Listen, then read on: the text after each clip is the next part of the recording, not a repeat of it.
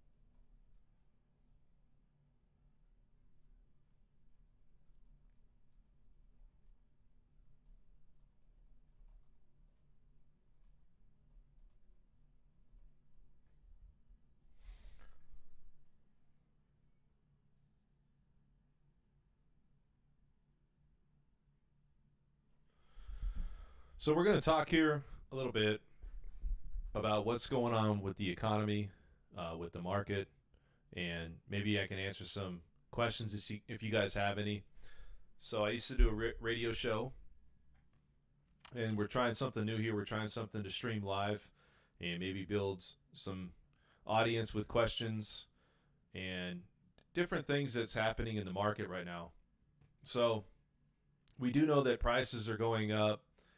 If somebody's out there that might not have the down payment or maybe closing costs, there's down payment assistance programs still going on.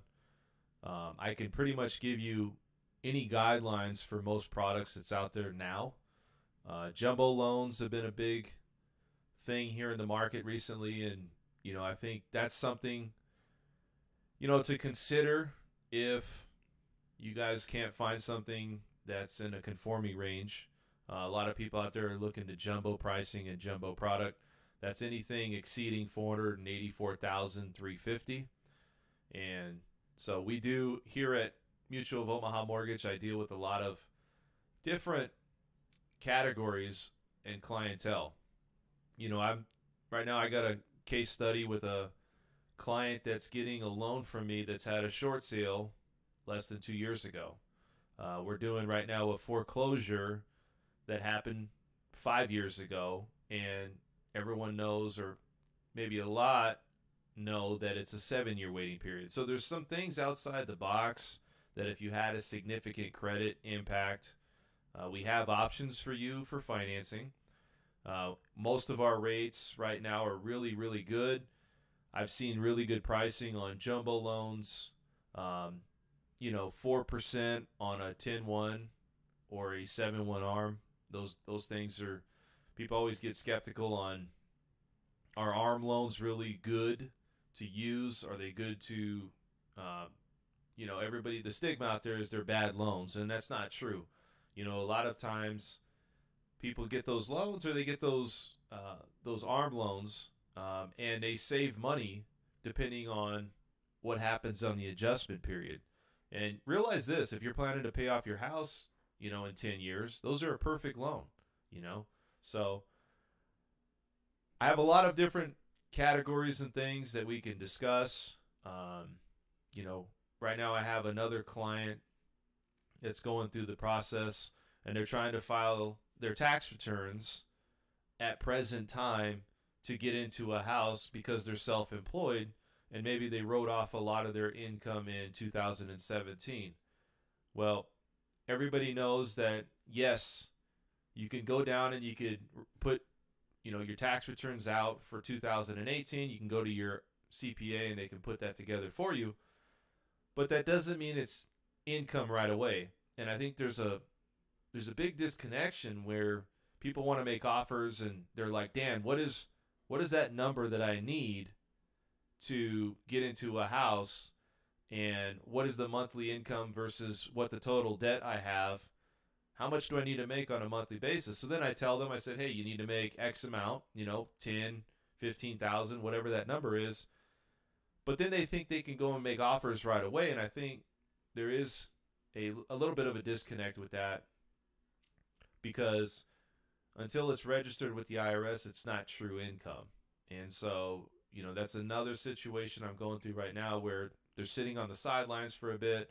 They just filed their returns, and we need to wait 60 days before we actually get, the clearance, if you want to call it, to go out and start making offers on properties. Now, these people make good money, but as most self-employed people are, they are the most restrictive because they're typically the ones that have the default that happens on a home, foreclosures, because we all know it's, for the most part of being a self-employed person, it's very unstable.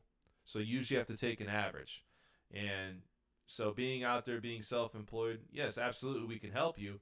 It's just we need to make sure that we're not putting you in a position that could affect your earnest money deposit. You going and make an offer, and then we're waiting for the IRS to validate that income, which usually takes about a 6 to 8 week period, potentially puts your earnest money deposit at risk.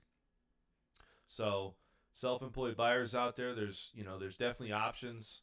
I have a few people buying new homes, and these new homes they're pretty close to what existing homes are. So a lot of people are looking to buy new homes. Now, obviously, that puts me in a bad position, being that new homes right now, they have lenders a lot. They're giving incentives, and everybody always wants to know, well, why would I use a lender that's outside of the lender if they're giving us incentives and they're throwing in things into the transaction if somebody goes and buys a new home?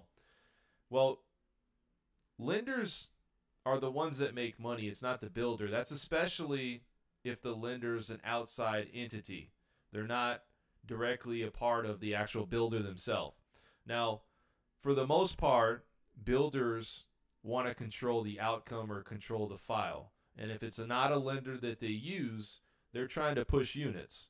So what typically happens is they're going to give you $5,000, $8,000, $10,000 towards closing costs.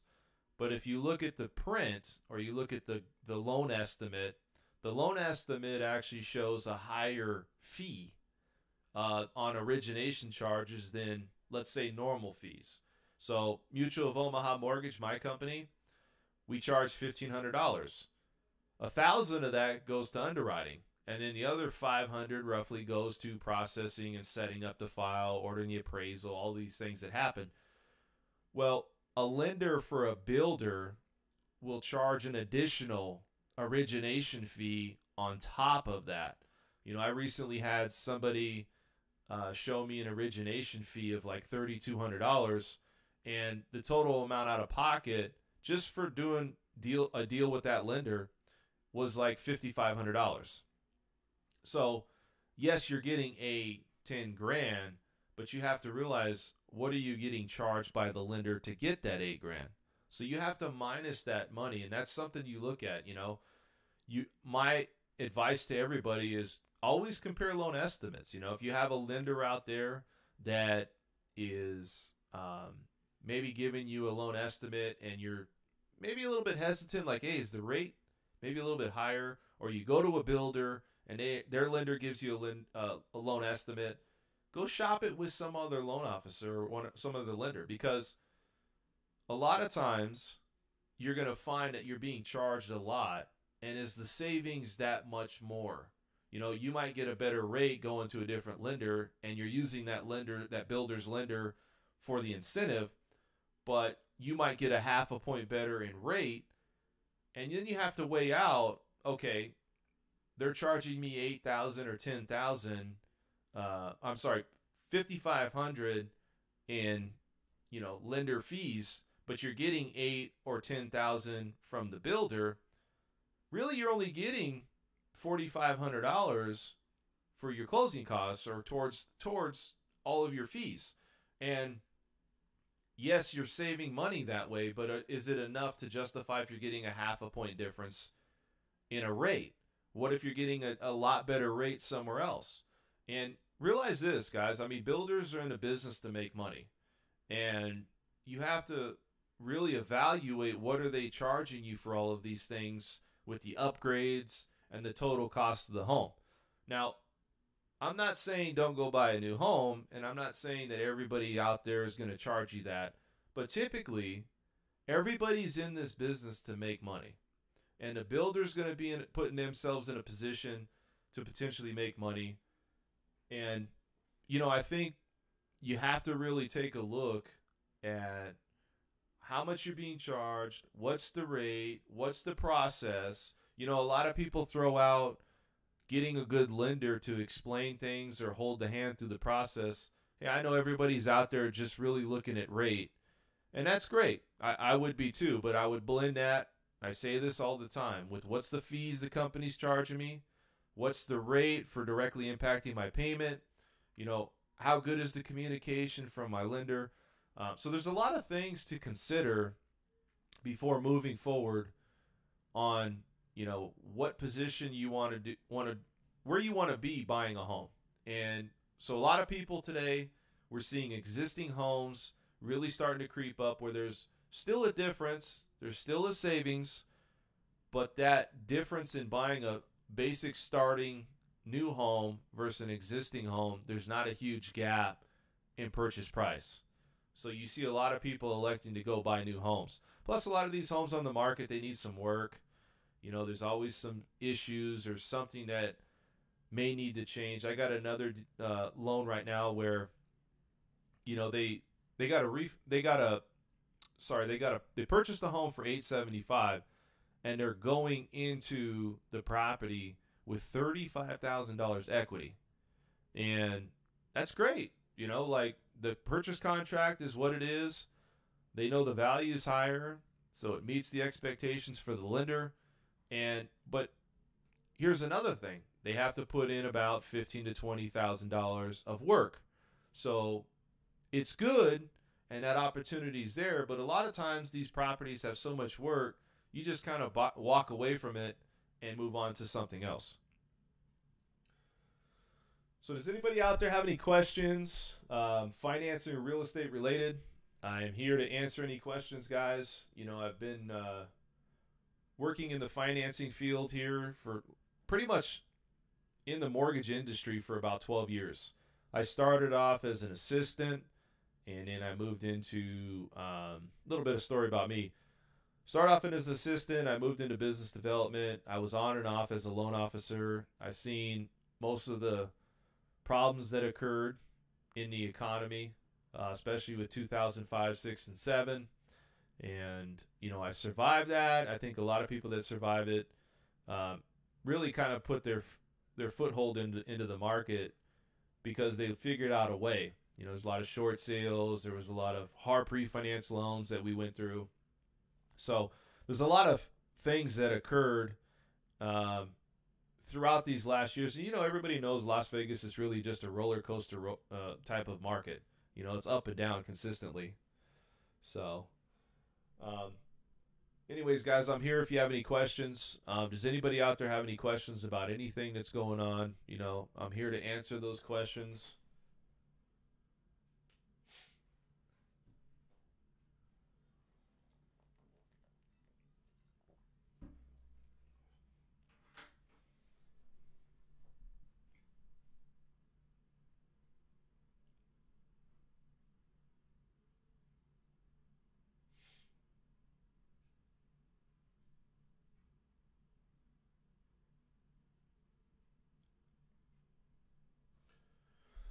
So a lot of things that happen. I want to say one thing too about what's going on with the economy. The economy itself is doing well. Um, we have seen a slowness happening just at the start of the year. Now, there's applications, mortgage applications have increased, and that's good news. I think a lot of people are hesitant on what's going to happen with the market. They think there's going to be a collapse again. They think that the market is going to continue to have rates, mortgage rates go higher. Appreciation in homes is going to considerably keep going higher. And, I was reading an article today. 3% is what they're projecting as appreciation for 2019. So obviously it's significantly less than what it has been in the past. And we've seen somewhat of a leveling here. When we have appraisals, talking about home values, appraisals are just based upon the going area or the value in that area and really a 3 mile surrounding radius. And when you look at properties and you look and say, okay, well, what is somebody willing to pay? That's really what the appraisal amount will come back and tell us. Because look, appraisers and appraisals are just an opinion. Whatever somebody's willing to pay, they're willing to pay above or whatever their position is. We've seen a lot of people come in and maybe like in the last ending months of 2018, they were really overpaying for a property, and it was driving prices up. And I think as the property amount increased on people selling their homes or just availability, you look at more of a correction because now buyers are becoming more savvy going, look, there's other properties that are lower with the same square footage and a similar location or relatively same location. So it drove prices down, and now I think we've kind of leveled out here in Las Vegas. There's a lot of economic progression and growth here. I live in Henderson, Nevada, or close to, and you drive down St. Rose Parkway out here, and there's a lot of activity, things going on, people building everywhere. There's new homes being built, on the other side of the 15 freeway, more of southwest area. So you still see a lot of growth here, and I think right now it's a really good time to buy a home. The rates themselves, they derive from how well the economy's doing, how well the stock market's doing, and right now they've went through a correction as well somewhat. They've come down, and we gained pricing back last week, and we were hovering, middle to, let's say, August or October of 2018. We were still in the close to 5%. And right now, I've got some that I've locked in at 4.625. I have some ARM loans that were at 4%. I've talked about how those are not the bad, programs. Every program fits a specific criteria of a person. If you're in a property for 10 years and you plan to pay it off, that's a great program. 4% on your rate. Who's not going to want that in this market? But you look at what's going on here in Vegas. You look at what's going on in the economy. I see nothing but growth. I do see consumer confidence. Also, I see a slowing a little bit, though, from where we were at from previous years. Now, the housing market is doing very well. But when you look at retail sales and things that's going on in the economy, a lot of slowness is going on. And so it's something to pay attention to, because what happens is if the economy is not doing well, typically rates keep doing well because investors, big investors, take their money out of the stock market or other investments. They put it into more of a safe haven, which is the bond market. And ultimately what happens is when you're putting money into the bond market, the yield on that bond goes down, and so does rates. So it's good for rates, but also it could play a considering factor on consumer confidence going out and buying homes, because maybe the employment news right now is very good too. I mean, the average wage earner is up, labor market's up. You have slowing rates right now. You have home affordability. That's really going on right now for people. So the ones that were sitting on the sidelines, not knowing what's happening, you got the government shut down, a lot of uncertainty. I think it's kind of bringing people back in the market. Now, here's the big question I get all the time. The big question I get is, are we going through a market collapse? Is this going to happen? Listen, nobody has a crystal ball, okay? We don't know if something big could change, tomorrow. But I do know that in the housing market and in the lending practice, lenders and loan officers are governed a lot more than we were in our past. So when everybody's skeptical out there and they're, trying to pick the right loan officer, you obviously want somebody that's trustful. You want somebody that can tell you the right information, protect you. If you got your earnest money deposit out there, you want somebody that's going to protect you. But the thing about what you have to look at is this is going to be a global thing. If you're questioning getting a loan and is the lending practice and the housing market going to collapse, I don't see that happening. For one, the lending practice and to get a loan is governed, and it's harder than it ever has been to get into a loan and go through the process. So you see the evidence. We have less foreclosures. We have less significant credit issues. They're still out there, but they're not like it was at all, because the loans that were given were really in our past were given to people that could not afford it. Now, I think if we have a collapse, it could happen, but it would be a global situation. You would have, there's things called derivatives. Those things may have an issue, and that could have an impact on what happens, for banking institutions across the globe. Obviously that would impact us.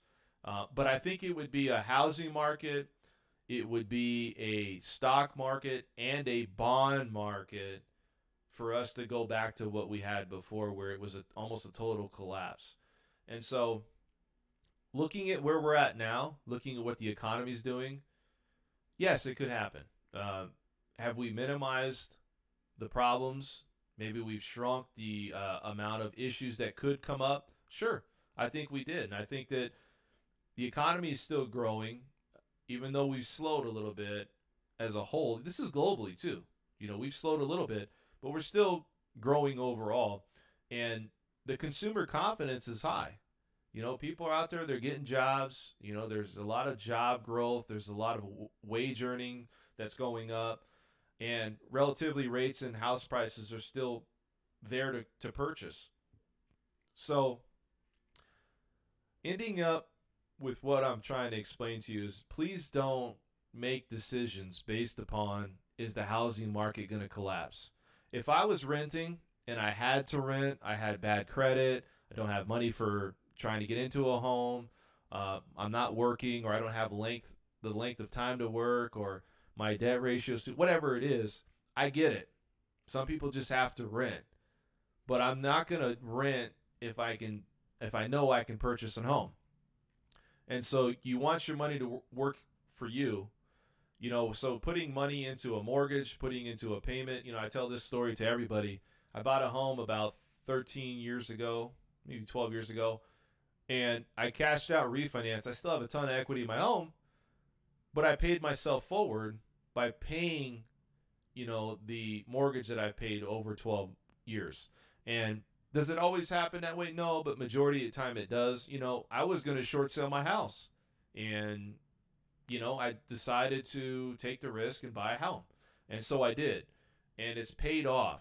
And at least I took the risk to have my money work for me. A house is a tangible asset. Is it something I would sink a ton of money into? No. You can't get that money out. That's why people cash out. But if I have to pay to live somewhere, everybody has to pay something where they lay their head. Pay it on a mortgage. Unfortunately, it's the only way really to have the opportunity to give yourself a return on investment. And so if you guys are out there, you guys have questions, now's the time to ask questions.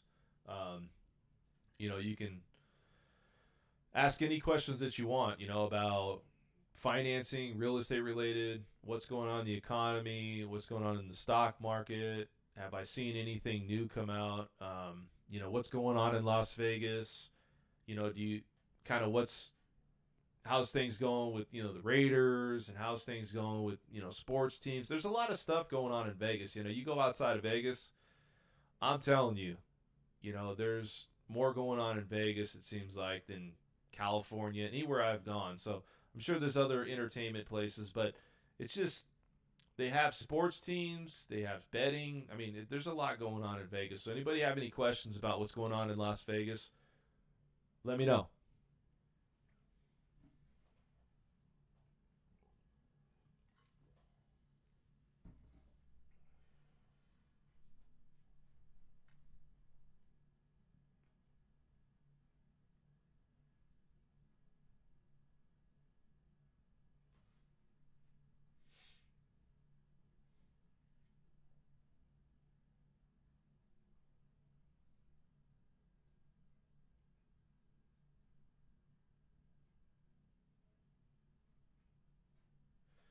All right, guys, I'm going to wrap this up.